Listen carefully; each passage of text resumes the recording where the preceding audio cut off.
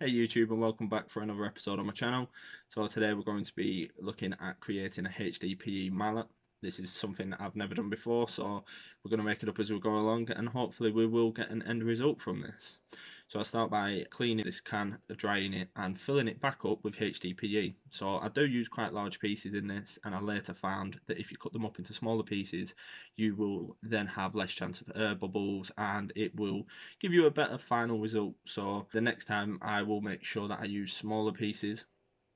So I'm using this cocktail crusher masher thingy, and I find that the plastic isn't actually melted enough. So I did have it in for roughly 5 minutes at 200 degrees. I think maybe 15 minutes at 180 degrees would have been a lot better, but moving on.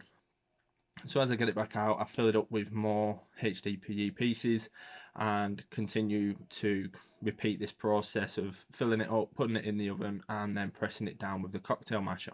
Once it gets so far along, I then decide to use this MDF hockey puck thing that I made, and I've put some holes in it for the air to come out of and filled it with string so I can pull it back out of the mold once I've compressed it down. So as you can see, common sense would have quite clearly told me this, that I am not going to be able to get it back out of the can because it's going to have stuck to the HDPE whilst it's still melted, and it's just not going to happen. So at this point, I've took it into the shed. I have drilled a hole in the MDF, put a bolt in it, and managed to wiggle it out and pull it out. But as you can see, the can is now damaged, and it's quite sharp, which isn't a problem until very soon you will see what happens.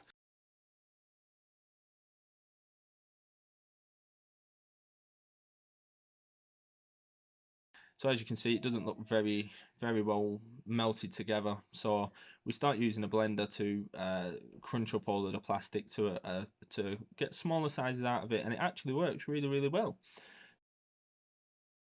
Then start filling the mold up more with smaller piece of plastic, and it actually gives us a much better result.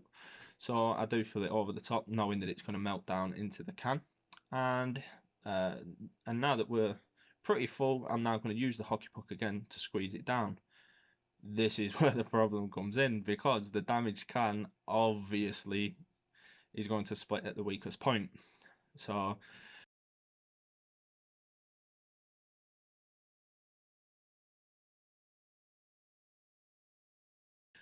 moving on from this, I took it into the shed, cut up the can, cut up the blank, and decided that I would use the pieces and put them back in and melt them down.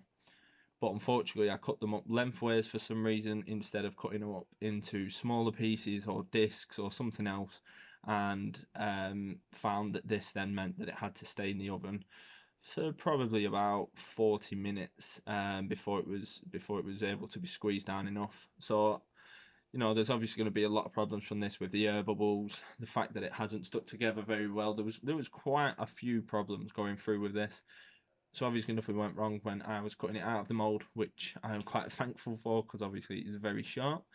And yeah, so this is the blank that we end up with. So I'll see you in the workshop.